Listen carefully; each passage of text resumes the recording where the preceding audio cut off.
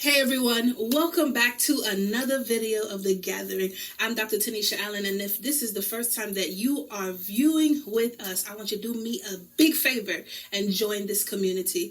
I want you to click that subscription button. Also like this page so that you will be notified each and every time that we upload an awesome video. If you don't know too much about us, I want you to go back and watch the other videos. Then you will be able to know that we are a community of women that's growing together, building together in all our vulnerability. And I want you to be a part of our family. Listen, I have an awesome guest today. I know that you have read the title of this discussion, and I want to jump into it. I want everybody to put their emojis up in the comment section. I also want to give you a chance to ask questions because I'm sure there's going to be a lot of questions that's going to be asked today. So before no further ado, I am going to introduce my guest, which is also a longtime friend to The Gathering, and she's going to explain who she is and everything about her. Let me introduce you to Brittany Shabazz. Come on, put those clapping emojis in the comment section. Hello. How you doing? I'm good. I'm so excited to have you on. I'm excited to be here. Thank you for allowing this platform for me to just share my story and someone hear my voice, and hopefully I impact someone. Oh my God. Of course, you are awesome. Listen, tell them a little bit about yourself. Okay, so I am born and raised right here in West Palm Beach, Florida, and I am the fifth child of 7. I'm a board certified cosmetologist of 10 years. I've been in the mental health field as well over a decade. Wow. I've reached the community through aftercare programs. I do women workshops, like I say, full-time cosmetologist. Mm-hmm. So hair and makeup. Yeah. I've traveled, I've done weddings, collaborated with other organizations. So I've worked with a lot of women and girls and impact our community in different ways. I'm loving it. And she's rocking the pink. Okay? And if you follow me for any time, you know that I'm loving pink. I got black on today, but that's another topic. I mean, it's so wonderful to see women, especially our age group, that is so progressive and that is moving forward despite whatever that has happened to us, that we still have the stamina, we still have the grit, right, to just keep going. So listen, I'm going to ask you the first question, and we're going to be talking about you being a teen mom, right? And the first question is, just take us back. How old were you when you became a mom, and what was the moment you realized my life has just changed?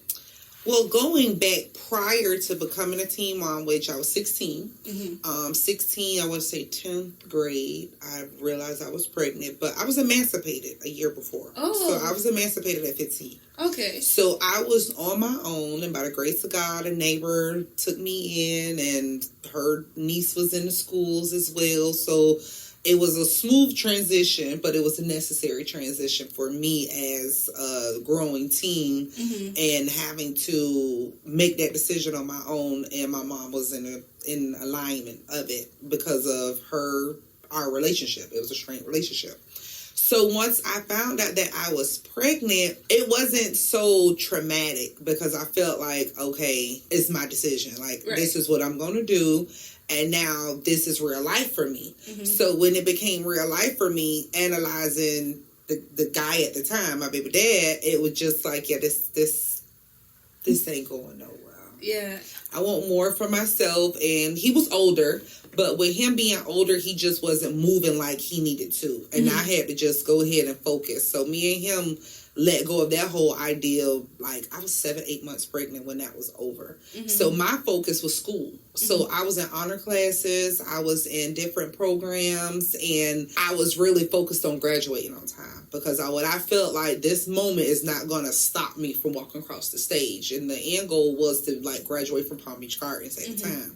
So it was that year where I was like, I'm going to do this. The lady who I was staying with was like, okay, that's what you're doing. So I had support. Like, She supported me. My teachers, who were shocked, of course, and they was still determined to try to get me to college, but that was not an option for me because I'm like, I got other things going on. Like, I can't go to college and worry about studying when survival in a child is at the top priority. So it was at that moment I'm like, it's real. I actually didn't even know you were emancipated. Yeah. It came a time with the relationship with my mom. So my mom's background, she was a recovering addict. We were in and out of foster care. So we had a rough upbringing. So we ended up in Stony Brooks. And at that time, life was good. That's how we felt. But it was always times where she'd just come home and be flying off the handle and just whoopings was on a whole different level. And as a kid, you stand there and you feel like you have to take it. But it was always something inside me that it was just, I went from being an honor roll student to where that was not being acknowledged. I went from being placed in programs because my teacher saw something in me and that wasn't being acknowledged. So it came a point where I rebelled. Like, it's like, okay, if I'm not getting attention for being a good kid and my siblings are doing what they're doing and they get, so it was attention-seeking behavior. So I went left. I was still on my grades, but just attention-seeking from my mom trying to get some type of attention. So I went to just turn into a bad kid. Like, whatever Kennedy was, I was that kid. And we know if you from Palm Beach, you know Kennedy. Like, that, they have their own identity out there. So we know, if you from Palm Beach, say I'm from Palm Beach, we know. Yes. Yeah.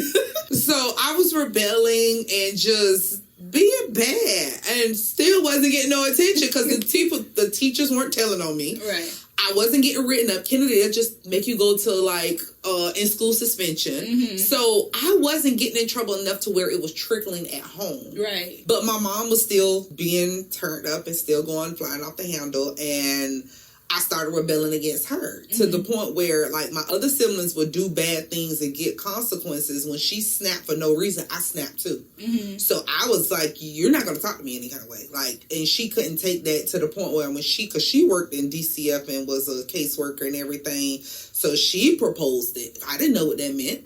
So she was like, yeah, because even at the time, my dad had passed and we were getting our checks, and she'd get to the point she'd kick us out. And I was like, I'm not going anywhere. If I go somewhere, I need my check.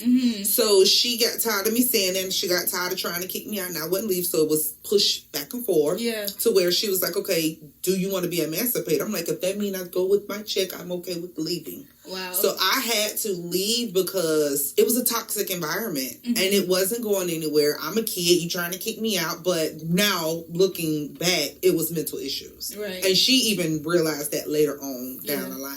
Yeah. So once she emancipated me, I felt relieved.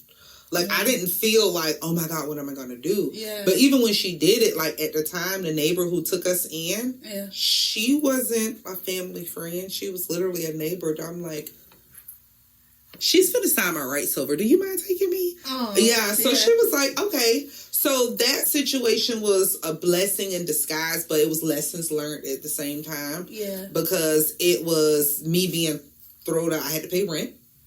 So I had to buy all my hygiene products. I was an adult at 15. Wow.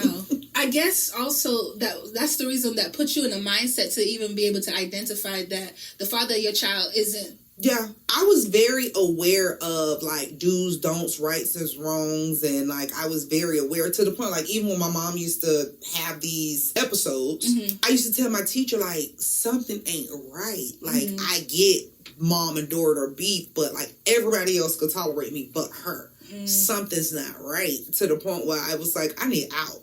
So, like you say, getting in this attention, all of my behavior that I've been through therapy and identifying, it was all attention-seeking behavior, looking for love in all the wrong places. Right. So moving from that situation and then getting in that situation and just acting out, sex got involved. So now it's just doing something that feel good. There was no emotional attachments to this man. It was just like, okay, you like me, I like you. He was older, but he didn't look his age. So he lied for a while. And then the truth came out, but then it was too late. I was like, oh, well. But then when I popped up pregnant, it's like, yeah, I don't like you. Right. I mean, I know that pregnancy awakened something else in you. Listen, it did, because I feel like it gave me a purpose at that point. Because now I'm not just doing it for survival for me. Like, what's the next? Like, now I know I got to graduate. I know I'm going to have this baby. I know I got to go back to school. I got 6 weeks to... Time management probably has always been embedded in me, because that's what I take pride in now. Mm-hmm. But even in school, like, I calculated what classes I had to switch. Like, I know with chemistry, I had to be in chemistry to know these formulas. And then the next class I was in like... algebra is geometry. I was past all of that. I was like almost college placement classes to where I had to get out of them. Oh. Yeah. So I was in... I forgot the last one, but it was like calculus or one of them. It was one of them to where you had to be there to learn it. So I had to drop chemistry. I had to drop that class. I had to drop... It was 3 classes I had to switch to like basic. Like, I think I took earth science instead of chemistry. It was very simple classes to where it was a no-brainer to pass them. So I knew my grades was going to stay afloat. I knew I could leave for 6 weeks because I got to take the maternity leave and get back to school. And I had to find a home daycare. So at this point, the baby is here. Mm-hmm. And the first year, I'm trying to transition from school, get him to daycare, but I'm not at the first home now because she just decided, you can't be here. Mm-hmm. So my friend at the time, which was more like a cousin, mom took me in. So boom, she take me in. I have the baby there. Me having the baby was probably the scariest thing prior to having the baby, because me and my sister Precious was pregnant at the same time. So I saw her go in labor and she couldn't get an epidural. Oh. And they wouldn't have seen it this time. I think we had to watch a class or something. Yes, or sign you up. do. Yeah. Excuse me, can I sign up for that class now? Yes, I need to sign up right now because I'm doing 4 weeks. Like, but she took it like a troop, but I had to get on that epidural train because I'm not doing this. Yeah. So, fast forward, have the baby. I'm at school. Like, we're done. I'm about to leave on my maternity leave. School about to break. So, my cousin, she's still going to school, and I'm home due. I went a week past my due date. So, at this point, I don't know what's going on. I thought I was supposed to be due when I was due. Yeah. So now I'm just home, getting up, and water running down me. I'm thinking it's my water breaking. I don't have no pain. I don't have no control. I don't know what to expect. I've never had pain with my menstrual. I don't know what pain feels like. Yeah. I'm just carrying a big old baby. Yeah. So I'm just all belly. No side effects, no throw up, no sickness, no nothing. Yeah. I'm just growing. So now I'm at the end and still nothing is going on. So now I wake up and jump up and lick. I said, oh, my water broke. So I called my cousin. She was like, call the paramedics or something. Like, why are you calling me? How old is your cousin? She was 16 at the time. So like, I don't know what she was on the bus going to school. So she was like, call the paramedics. And I was like, okay, let me call the paramedics. And they come, they asking me all these questions. They looking at me like, are you sure your water broke? I was like, I'm a week past my due date. I'm supposed to have this baby a week ago, so it gotta be my water. Yeah. They looking at each other like, and I'm looking like, laying in there like, whatever. Girl, get to the hospital, they swapped it. I peed on myself. Oh, that happened to me. Yeah, listen, I didn't know that was even possible. Yeah, that happened to me too. And they was like, by you being at the end, you get up, you have no control over your bladder. Because I was like, I couldn't stop it. Yeah. So they was like, yeah, you couldn't stop it if you wanted to. So I was begging, please don't send me home, though. I don't want to go home. I want this baby out of me.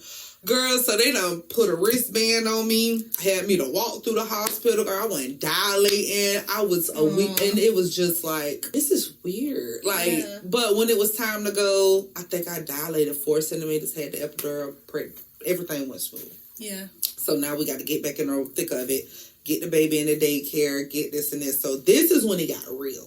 Because now my cousin got to go to school, the baby up crying.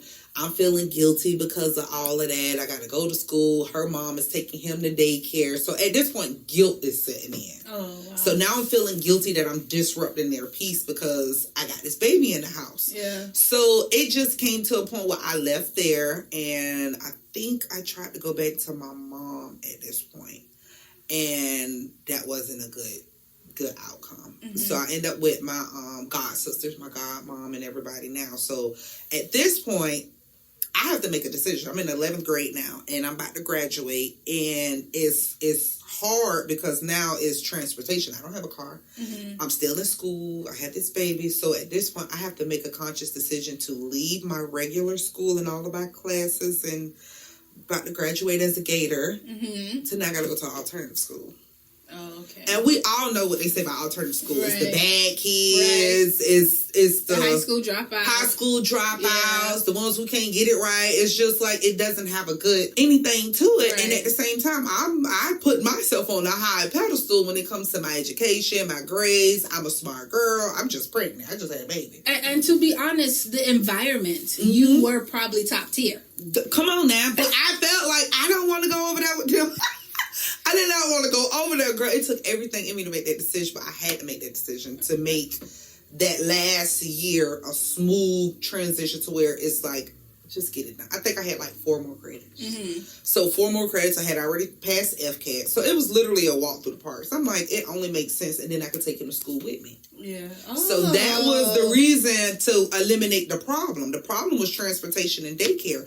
They provided all of that for teen moms. So while you're in school, the kids are in the portables in the back of school. So when it's daycare and school and y'all come together and leave together. Oh, that's good. That was the best thing ever. Like, they don't have it anymore. But that's not even a thing anymore. Teen pregnancy isn't even like a high thing anymore. It's other things. But it was so beautiful for me to have that opportunity. I met, like, most of my times I was in the office doing office work. Mm-hmm. Like, I had a couple of classes. I met my little high school sweetheart. We was prom king and queen together. Mm-hmm. I was surprised. I was only there for 1 year and became prom queen, which I'm looking like, I didn't expect that. I just... Okay. It was a journey, and I feel like that high school window, the challenges that I faced was more getting it done. Like, okay, he got to go to daycare. I got to get back to school. I was like so tunnel vision to the point where the ideal of being a mother wasn't priority. Right. It was like I had support. He was in daycare. We got weight because we got formula. Mm-hmm. Boom, boom, boom, boom, boom. So the ideal of being a mom wasn't there. Let me graduate. I need to finish school. I know at the end of the day, I got to have a job. So I need a high school diploma. I might go back to college. Who knows? But let me finish this moment. Right. So that was my main focus at that time. So when you look back and you graduate and everything is now falling into place, what was your next step? What was like, were you thinking about, okay, I need to do this occupationally, or I'm going to go to college? Like, what was your next step? My next step, I was so torn. I was so torn with the next step because that's like, let's say between 19 and 23. I was just going in between jobs. Like, I was just, and if I ain't like I quit, I was just like, yep. The first thing I did was try to go back to school for cosmetology, but I was working a full-time job. I had the baby. School was full-time. It was too much, so I just had to let that idea go and find a job. And every job I got, I could not keep. I didn't like it. I knew I didn't like hard labor. I knew I didn't want nobody telling me what to do. It just was like, and then I ended up getting in a relationship with my second child's father, which was an abusive relationship, more verbal and mental. But abuse is abuse. But looking for love in all the wrong places, leaving my high school sweetheart, thinking the grass was greener on the other side. He provided the idea of security because he was off the porch. He was grown. He was pursuing me. So it felt like, okay, if he want me, was doing things like, I think he bought me my first cell phone and just showing me for the first time what that looks like. Right. So it's like between getting in that relationship, because it wasn't a smooth transition, it was like messy, and finding jobs. So the first job that I landed that was like a secure job and I felt like, okay, I could do this, was at a mental hospital for children. Oh. Yep. So my sisters was there. Both my god sisters was there. A lot of us was working out there at one point. So it was work, but it was fun. I want to say I was out there for at least 5 years. And it was so crazy because looking back, I'm like, I ain't had no business staying out that long. I was a mess.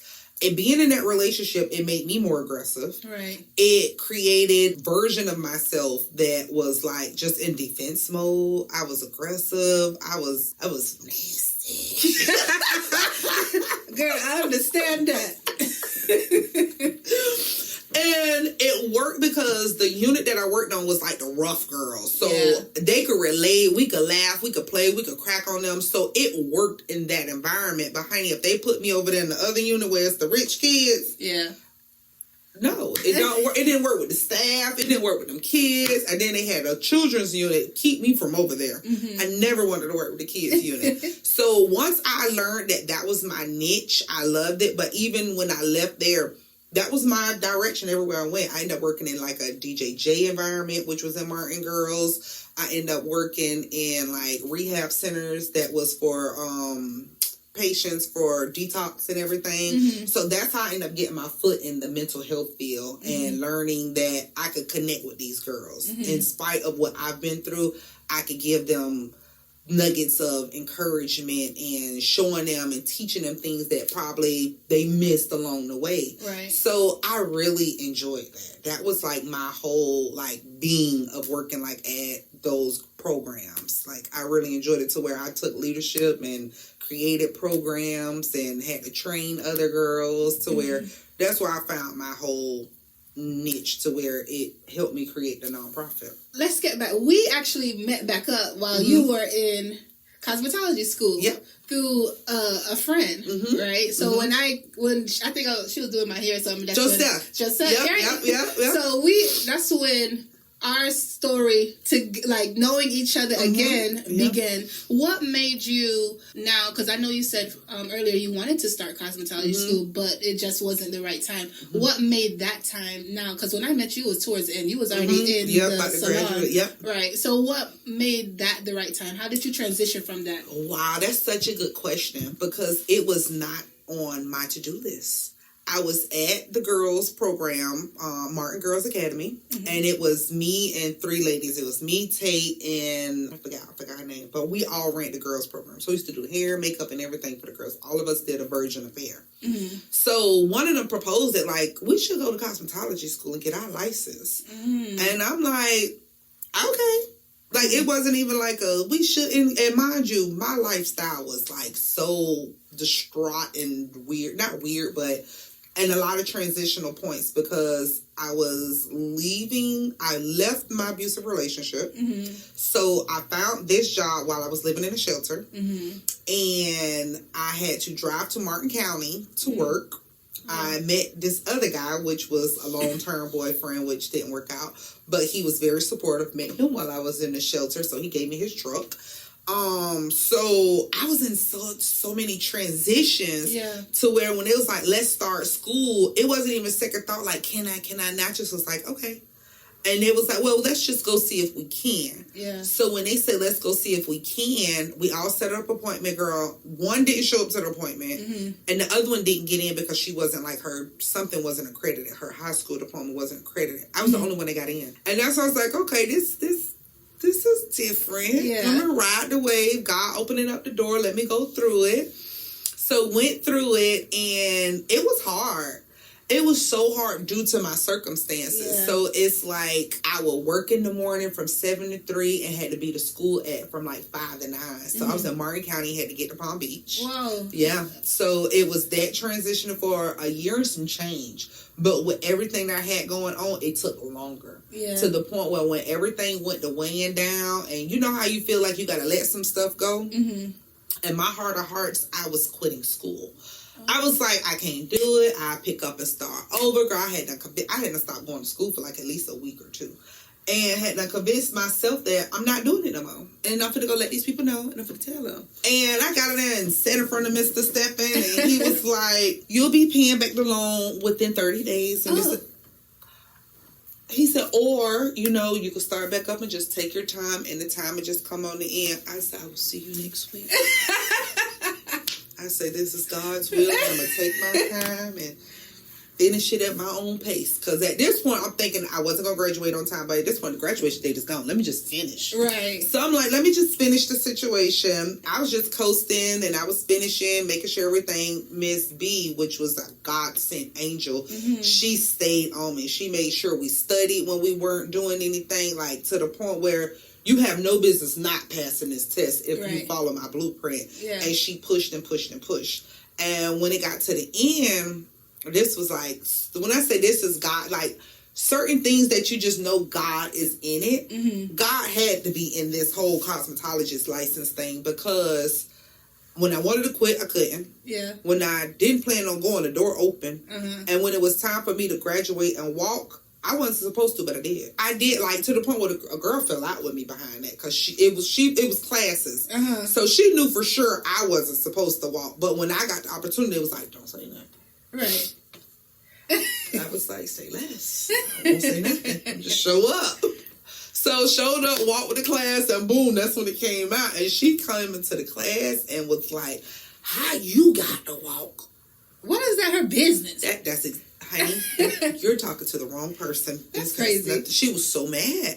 And she took it to Miss B. And Miss B, I guess, dismissed her like, girl, that's done. And girl, she was mad for a very long, like, to the point where even when we graduated and got in the field, baby, she was not messing with me. So like, weird. It was like after a good while, we was at an event together, she had to speak first, because I was looking like, I know she don't like me. So when she spoke to me, I was like, oh, okay, so we over it. Yeah. But baby, she was mad at me because I had a blessing that I wasn't finna apologize, baby. Faith ain't fair. That's right. That's right. So it was that, like, that opportunity presented itself, girl, and I just went through it and learned a lot of different lessons in the field of cosmetology, but it was a beautiful experience. That's awesome. Was. I have to tell this story, right? Mm-hmm. A couple of stories. First of all, what you gonna tell about that lady? First of all, let's start here. So Brittany was the first one to dye my hair, right? I was turning 30, and I don't know if you remember when I dyed my hair red and blonde in the front, red in the back. I don't remember. Oh my God, that's when she was still learning in school. I mean, it turned out bomb though. It did. I had my natural hair. She helped to dye my hair. I was just going through it at the time. If you guys don't know me yet, I'll pick up anybody off the street. I will pick up anybody off the street. Did you find your twin flame? Child, I found this woman. I don't know what. I swore God told me that I needed to help her. And I mean, God only told me to feed her, but I had to take it a step further. I needed to house her. And because I don't even know, I think it was Josette, our mutual friend Josette was like, oh, you know, Brittany maybe we gonna ask, I don't know why Josette even asked or brought up Brittany or whatever. And this crazy girl, cause she crazy just like me, right? Cause God said, child, put the lady. I'm bringing this up because I just want to tell you her heart for people, right? We have no business. Y'all can't even see her laughing right now. But it was, I mean, I would never take it back. I think it was a lesson learned. It was a lesson learned. It was a lesson learned, but it's just the heart that we have for people and just to help people, because I mean, we coming from a lot. I know I have viewers from all over the world that watch, and so we may be calling out places and communities that you may not know, but we're talking about rough communities. Mm-hmm. And even her talking about her mother and everything that has happened and in the transition, that could harden your heart against people, period. Because I mean, who gonna malice you because you graduate, especially when you've been there longer than she has, you know what I'm saying? So you kind of earn to graduate and so you just live life, and you know that not everybody's for you, but there's something inside of you that will help, that still give you a softness to bring somebody else. So I mean, she decided to put this homeless lady in her house with her children, her young children, and I don't know what her thoughts was. She could tell you that side of the story, but on my end, it was just like, okay, it was. She didn't even take a second thought. I mean, let me switch the camera. You tell them your side. Okay, so at that point, she was not my first string. Oh, Lord. So, like you say, it's just like, I can identify what that was in me now. What was it? What you think? I didn't want anyone to feel what I felt when I was homeless. And when I had to worry about who's going to take me in or, like, I'm blessed to have a roof over my head and any opportunity if someone needed, girl, it was never a no. And to the point where when I was in my relationship with baby dad and we was living together, girl, I had like 6 people living with us in a 2-bedroom house, but he left me there with all of them. Oh my goodness. And girl, it was his mama. He said, I ain't never tell you to move her in here. His mama, my sister, her 2 kids, my younger sister, and my niece. And I felt like everybody needed me. But it was just that whole... It was trauma active. Of course. Because, one, my sister did not need me. She was on Section A and had a whole apartment over there. She was just feeling... She was far out. So I think just the distance was getting to her. And I'm like, just move in with the kids. They could go to school with me. They could go to school with the kids. Just come. That's savior complex. Yes, that's exactly what it was. And she came and created problems. My baby dad at the time was like, yeah, no, I'm leaving you with these people. You created this to help them to help you. He left and I announced that and they were gone the next day. Because I was like, the rent is due, lights due. Who got what for what? So while they were staying there, they wasn't paying nothing. Oh, no. Yeah. Yeah, no. No. So that was one incident. And then just taking other people in. So I took a lot of people in. So when you asked me that, it was just like, okay, these are God-fearing women. They in a church. They must know something I don't. Right. Not knowing y'all ain't know nothing about this. She was literally... off the street. So that whole situation was different. Now, it started off good because she cooked. She was a cooker. But by our cultures, because she was Haitian, that's what we used to clash. Right. Because she used to cook bulks and bulks of her food and take up the whole refrigerator.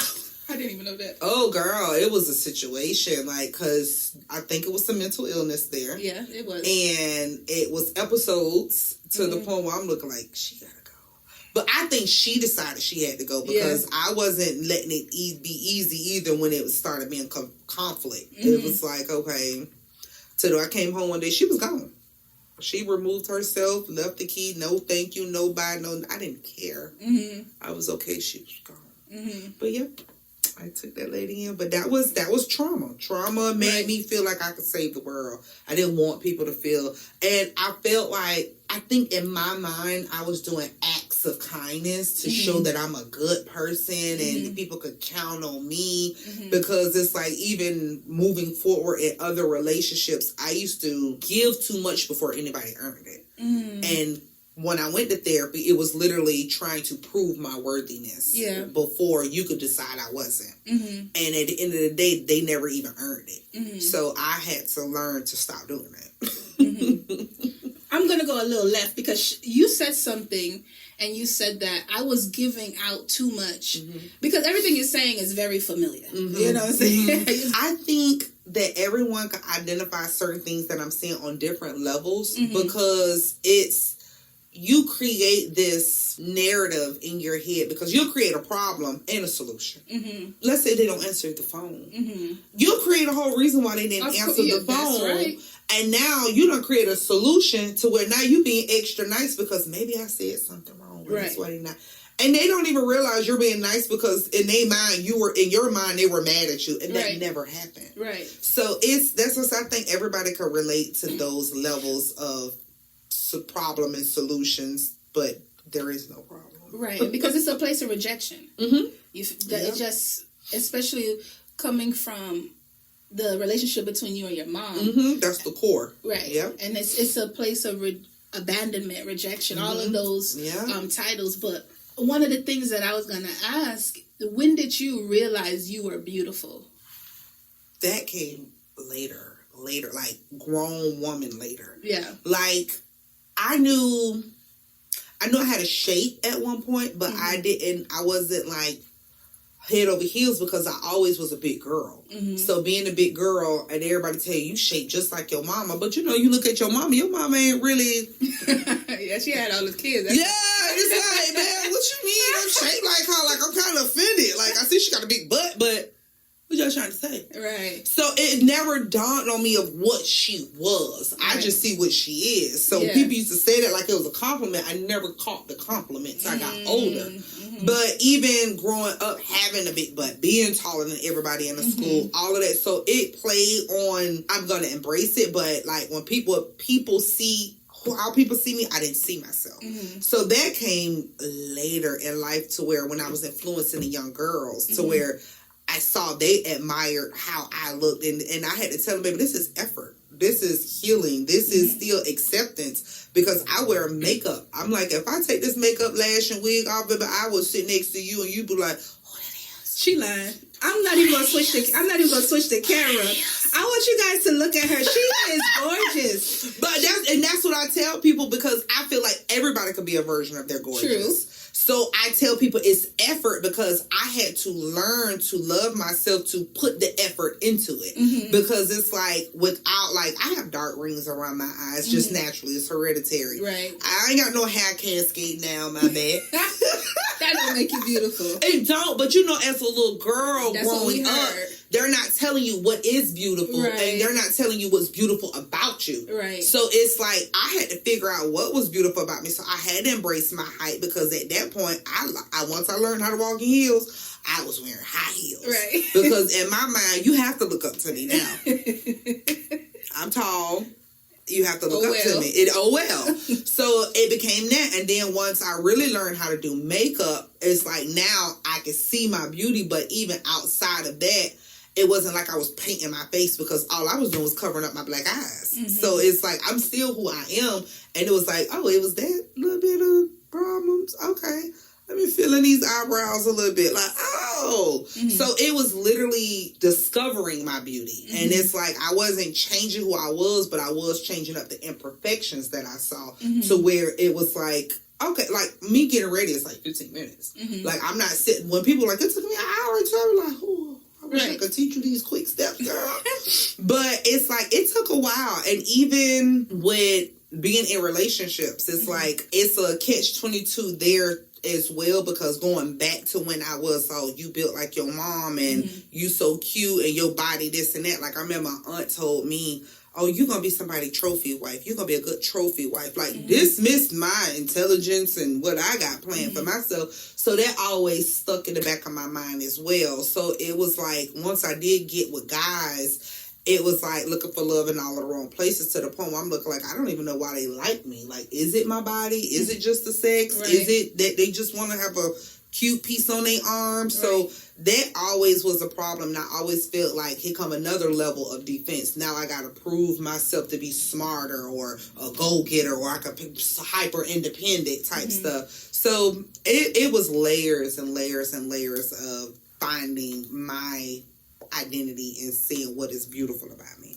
Right. Because I still have insecurities. I feel like everybody's going to have their insecurities, but I'm secure enough to sell well to them.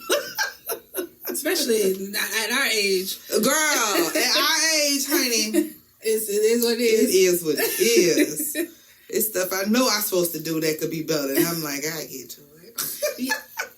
I wanted to bring that up because I knew that was one of the things that I used to hear it a lot, like, oh, okay, you pretty, you have a pretty face, all this other thing, but I never looked at myself as pretty because of all of everything that had happened to me at all these different ages and all these traumas and the transitions and everything else.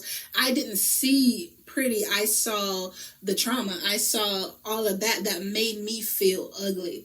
Plus, I'm also tall. I'm actually taller than her. Right? I'm actually taller than her. But, so I know that plays a role, especially when you're looking at relationships and you're looking at why people are pursuing you and all these other things, or why people want to be your friend and all these other stuff. So I wanted to bring that up because I know you're beautiful. I see you without the makeup. You know what I'm saying? Listen, everybody says it. And like you say, it's not what other people see, it's how you see yourself. How you see yourself. So, like, I literally could walk out with my afro out, no makeup on, and probably get the most attention from everybody. Right. But that's just not how. Yeah. Thank you, but I'm not your type if you like this. No, thank you. Right? I'm not her. But it's reassuring, but it's self-love, confidence. Like, I think what had me to really realize that I am beautiful and I know it, it wasn't even the idea of the makeup and the hair. It's like what I was doing for them and teaching them. Yeah. And then they'll go do it. And then they'd be so proud. They'd be like, look what I did. Yeah. Or I didn't do their hair and it's growing out. And they just were like, oh my God, Miss Riddle. So it was like, I enjoyed beautifying. Mm-hmm. and impacting and showing them their own beauty. Right. So that's what I feel like I'm my own brand and I carry, like what you see is what I give. Right. So that's what my whole ideal of what beautiful is for me. As we're talking about beauty, let's talk about Blazing Beauty. Oh, okay. Tell us how I know you've been giving us little touches, or I know, because I know Blazing Beauty, that you've been giving us little pieces of what Blazing Beauty is as you're telling your story. Yeah. But let the audience know, what is Blazing Beauty and why did you even start this nonprofit? So with Blazing Beauties and Blazing Crowns is two different businesses. My Blazing Beauties is the salon business. Oh. So Blazing is stemmed from the Phoenix. So you go through flames of life, but you come out rebirth, born over. You don't just stop. So instead of saying a phoenix, I chose blazing because blazing could be good, it could be bad, but you're gonna shine at the end. Yeah. So I said Blazing Beauties because that covers the beauty, which is hair, makeup. Like expertise is hair care with solutions. Yeah. So I make sure your natural hair is treated. I stimulate hair growth, teach you how to maintain it. Like I have a lot of natural clients, and a lot of us are gone natural at this point, or might just need something to be manageable at the end of the day. So doing sew-ins, doing wigs, like I see a lot of the girls do a lot of wigs. I tell people I'm not a wig expert. Right. I'm a cosmetologist. Right. So I don't just do wigs and I don't just promote it. And I love it. Don't get me wrong. I'm a wiggy girl myself. But I enjoy having natural, healthy hair. Yeah. Like, I have a lot of hair, and it took a while to get there, and it's a lot to maintain. I need to find a stylist, too. But it's that. So it's like when you could take this off and stand in your own natural beauty, that's what I love about pushing Blazing Beauties. Wow. But that rolled over to Blazing Crowns, which merged the mental health and the beauty together. Wow. So it's taking my stories, all of my chapters in life, from being a teen mom to looking for love and all of mental health issues as a kid, rolling over to working in it as an adult, or just deciding to work in the schools, because I work at a school now with autistic kids, to where now our foundation is rolled into the school. Yeah. So it's just making sure the awareness is there, encouragement there, teaching the girls. It's a wraparound program. So we start as young as 3rd grade, teaching them self-care and hygiene and self-love and the foundations of all of that, and roll right over to the older kids needing to know healthy relationships and confidence and how to conduct themselves. So when you get to high school, the next step, college, or whatever alternative education you want to choose, to when it comes to being a young adult, relationships again. Right. Even decide what you want to do with yourself. Even if you don't want to go to college, if you do want to just go get a job for a little while, why would you do that? Now it's social media. So it's a whole wraparound to where we build a community of different expertise and different careers that we could teach them and give them shadows, to where you could go and shadow a cosmetologist or whatever the case may be, or have workshops for women to teach them how to use their own makeup bag and cover up their imperfections without having to recreate a whole nother version of themselves. Because a lot of women are scared of makeup because of that. I don't want to do all of that, and it'll be simple as eyebrows and concealer. Right. So it's just teaching that. It's teaching, giving back, impacting, because at one point I was doing just cosmetology, behind the chair, full time, making good money, but I didn't feel fulfilled. Right. I felt like it gotta be more to life than this. Yeah. It's getting money is good, but at the same time, it's like, what's next? I don't want to get up and have to work from 7 to 11 o'clock at night just to keep getting up and doing it. Now we could take a trip. Now we could go eat at a restaurant. Now I needed more.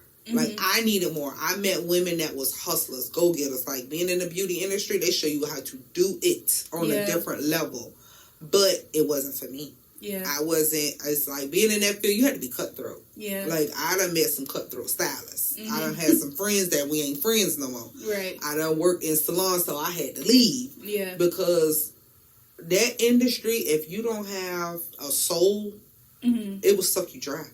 Mm-hmm. It will make you feel like, okay, I done got all of these clients. What's the next sale? What's the next? Oh, I gotta be like, it'll make you just go.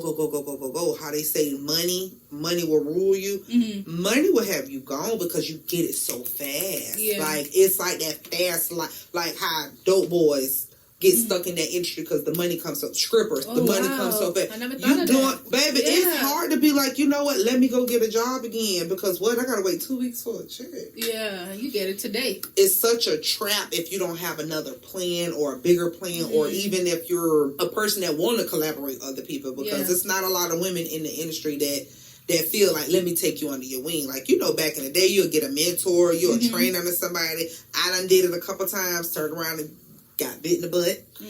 People aren't grateful or humble enough anymore. It's a different world, and I always go back to think I would want to say it's social media. They got the whole mindset of some people thinking Instagram is real life. Yeah. So it's that, but I really enjoy the merging of both. I enjoy the community impact. I have an awesome board members. That's what Blazing Beauties and Blazing Crowns is. Where do you see Blazing Crowns in the next 5 years? I see us covering a few counties because we definitely want to insert in more schools, especially with the education and everything going left, because we have board members that's in the educational system. We have women that's on the board members that's therapists. So we want to keep that afloat, even if board of education isn't in the process. Education is still important. Right. So we definitely want to create a different avenue for education when it comes to alternative solutions. And covering our basic needs when it comes to special needs. So those are the educational side of it, but we eventually want our own empowerment center. To where you could come in, which will have a salon on one side, to where you come in, we service the community, but then we have hands-on learning to where you could do commission-based type working, and if you feel secure enough, you could do booth rent, but it's only certain contracts. It's not a forever situation. So it's a teach one, reach one, and then now you go. So we're going to teach you everything. We'll have break-off rooms to workshops to where now you're doing finances. We got the girls coming in to where it's a whole empowerment center. So that's where we see it being, like, definitely worldwide would be beautiful, but Florida, take over Florida and work our way on up. But all of the schools definitely in Palm Beach County. I love that. I love that. I'm not just saying that. I mean, I say this behind the camera, behind closed doors to Brittany. I love what she is doing. And I'm a girls anyway. You know what I'm saying? I'm not into the being, I'm going to hold this information because, no, we are not in competition. We could collaborate, and there's room, there's space for all of us to grow together and become something. But I'm going to switch the camera back on Brittany because it's not about me. You see, y'all not even seeing me. It's not about me today. I just really wanted you guys to meet Brittany Shabazz. She's about to tell you about how you could get in contact with her, or even if you would like to donate to her nonprofit. We'll talk about that in a little bit. I'm going to switch the camera, and I just want you guys to glean from this, especially those who want to start a nonprofit or is in the mental health or looking to get into the mental health field or cosmetology. You could do it despite wherever you're coming from.